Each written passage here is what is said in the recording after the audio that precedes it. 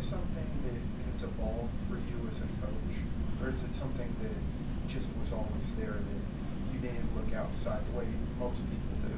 No, I think it's evolved, but it's really what do you control, and what do you control on a daily basis? I mean, I think too many people waste time and energy of, you know, I see it all the time. What rankings are the conferences nationally? Who cares? Right? Win your games. You know, why are people getting in arguments of is the Big 12 better than the Pac-12? What does it really matter in the end of the day?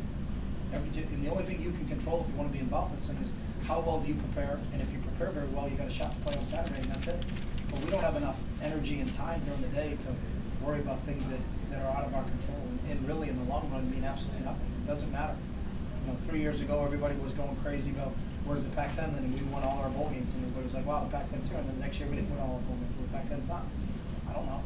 You know, I know what we deal with is what we deal with every day, and how do we prepare, and this team knows, you know, we're not always the most talented team that goes out there, but you're going to get a fight from us because of how we prepare, and our confidence is based on our preparation, and let's worry about the things we control. But, you know, sometimes it's like a dog chasing its tail, you're not going to catch it, so why do you really care about it? You know what I mean? Do you feel like that maybe starting out at New Hampshire, a small school, that mindset was easier to bring here? I've never, you know what, that's another, I've never thought of it that way, and I don't really have the time or energy to think about where it came from, so, you know, I'm really worried about getting from this, and then we gotta watch practice tape, and then we got a big red zone meeting coming up, and, you know, that's kind of where it is, you know, there's times where you sit and kind of contemplate, you know, where you've come from, or where you've been, you know, you're sitting on a track doing that, you're gonna get run over by a train, so get your feet moving and get something done during the day. Patrick, we're going back to the phones. Are there any more questions? Please press *1 if you have a question for Coach Kelly. And at this time, there are no audio questions in the queue, sir. Going back here, any further questions? Ken. Just wondering if that rugby team taught you any multiple lateral plays? It was, you know, it's interesting when you meet with teams that don't play the same sport and then just kind of get their perspective on things, and it was funny. You know, their one comment was, if you only have to gain 10 meters, then why doesn't your quarterback carry the ball more? I've heard that on message boards too. Yeah. Very, very prophetic. Jesse. It's funny because Nick says that all the time defensively. You only have to gain 10 yards. Offense is easy. You know, defense is very difficult. But it's just funny just getting their perspective. It was, you know, a lot of those things when you talk to guys who coach other sports is how the organizational aspect of things and how they handle things, and recovery time, how hard you practice, what days you give them off, things like that, because we still have two similar types of sports from that standpoint. So. Jesse. Chip, can you talk about the Colorado offense and the challenges that it brings? Yeah, it starts with the quarterback. You know, as I said earlier, I think Tyler Hansen is one of the underrated kids.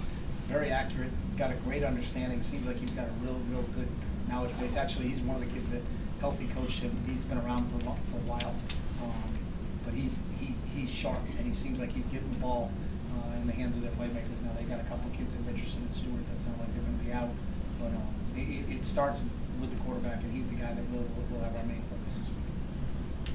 Jerry. Coach, you had another 8 or 9 plays of 25 yards or longer this year. Could you talk about Scott Frost and how close he is to develop those wide receivers as compared to last year when you had Jeff Manley on the inside? Yeah, you know, we're younger. That's the first thing. Obviously, Jeff and Drew and LT have been in the program for a couple of years. Hoff's in his second year. Rashawn Bond is really kind of the fourth receiver is in his first year. So there's still a knowledge thing going on with those guys.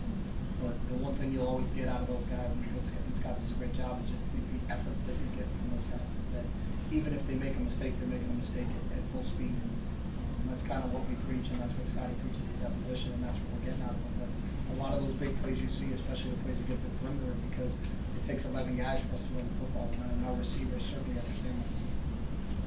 Rick Morgan.